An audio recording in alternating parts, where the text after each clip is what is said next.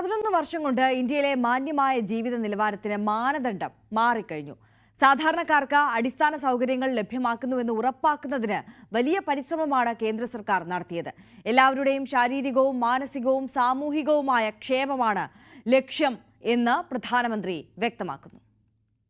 എല്ലാ ഇന്ത്യക്കാർക്കും മാന്യമായ ജീവിതം ഉറപ്പാക്കുക എന്ന വലിയ വെല്ലുവിളിയാണ് സധൈര്യത്തോടെ കേന്ദ്ര സർക്കാർ ഏറ്റെടുത്തത്.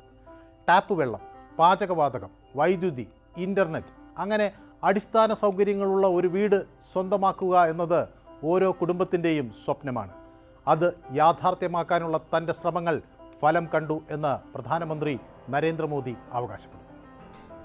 ഇന്ന് സ്വന്തമായൊരു വീടെന്ന സ്വപ്നം കോടിക്കണക്കിന് ഇന്ത്യക്കാർ യാഥാർത്ഥ്യമാക്കി കഴിഞ്ഞു. പലിശ നിരക്കുകളിലെ കുറവും പ്രധാനമന്ത്രി ആവാസ് യോജനയ്ക്ക് കീഴിലുള്ള മോദി സർക്കാരിന്റെ ക്രെഡിറ്റ് ലിങ്ക് സബ്സിഡി പദ്ധതിയും ആളുകളെ അവരുടെ ആദ്യ വീട് വാങ്ങാൻ പ്രാപ്തരാക്കി.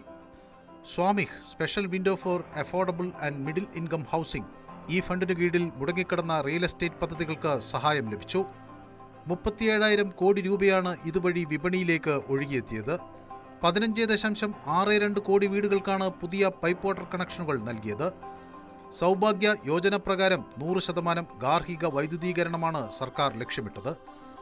ഉജാല LED ലൈറ്റുകൾ വൈദ്യുതി ബില്ല് കുറയ്ക്കാൻ വഴിവെച്ചു. 10.33 കോടി LPG കണക്ഷനുകൾ പ്രധാനമന്ത്രി ഉജ്ജ്വല യോജന വഴി നൽകി.